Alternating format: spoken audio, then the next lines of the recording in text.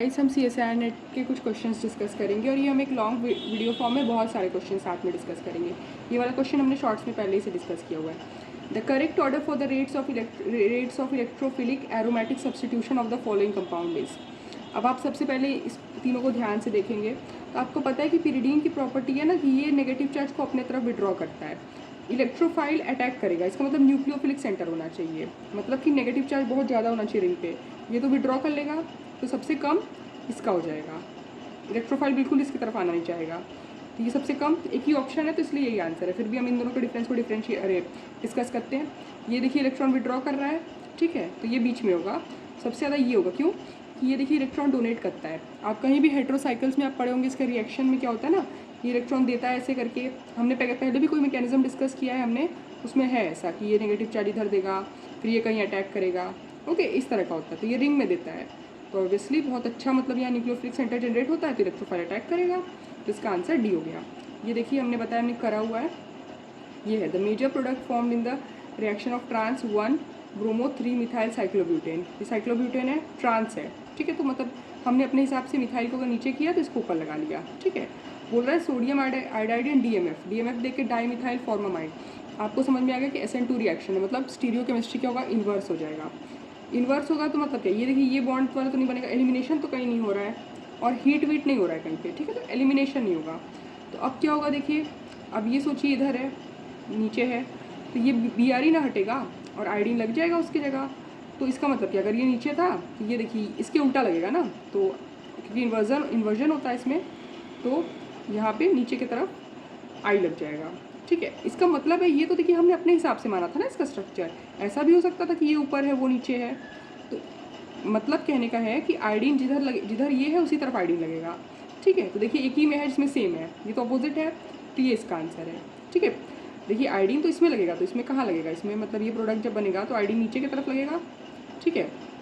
Methyl कहाँ लगेगा, नीचे की तरफ है ही, ठीक है। तो मतलब ये एक ही तरफ है दोनों, सिर्फ एक तरह से, तो यही इसका आंसर होगा ना, क्योंकि ये तो हमने अपने हिसाब से लिया था ना। इसको अगर हम ऊपर लेते तो ये प्रोडक्ट बनता, तो ये इसका आंसर हो गया। ओके, अब एक और देखते हैं, SI is doped with group 5 element. तो इसमें देखिए डोनर लेवल होता है। ग्रुप 5 में क्या होता है, इसका देखिए 4 होता है, ग्रुप 5 में 5 होता है। तो नेगेटिव चार्ज ज़्यादा एक्सेस में है तो डोनर लेवल होता है। वो जो होता है वो कंडक्शन बैंड और वैलेंस बैंड होता है। कंडक्शन बैंड के पास में डोनर लेवल होता है। इसका आंसर बी है। ये सॉलिड स्टेट का क्वेश्चन है। The symmetry point group of propyne. Propyne को देखिए हम बना के दिखाते हैं। HC सोचिए ये प्रोप-1 ठीक है, ऐसे CH3। तो ये देखिए अमोनिया की तरह है। अमोनिया में कैसे हो, जैसे ऐसे इमेजिन कीजिए, H ऐसे H, ठीक है, और इसके अलावा जो दूसरा वाला है ये C triple bond CH। Okay, ये अमोनिया की तरह है। तो अमोनिया का क्या होता है, C3V। तो इसका आंसर हो गया। फिर है for a first order reaction A is equals to product the plot of this versus time, log ये वर्सेस टाइम। तो देखिए इसका रिएक्शन हमें लिखना आता है, sorry equation, A is equals to A0 E minus XT।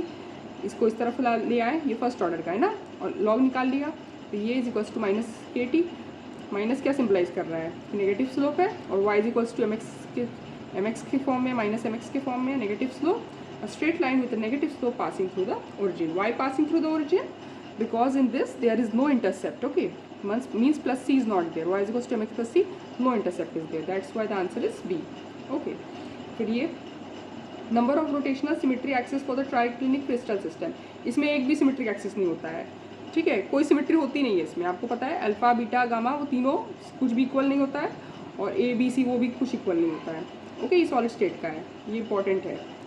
In radical chain polymerization, the quantity given by rate of monomer depletion divided by the rate of monomer depletion मतलब product formation divided by rate of propagating radical formation, propagating शुरू वाला step is kinetic chain length। ये आपको नहीं पता होगा तो आप नहीं कर पाएंगे।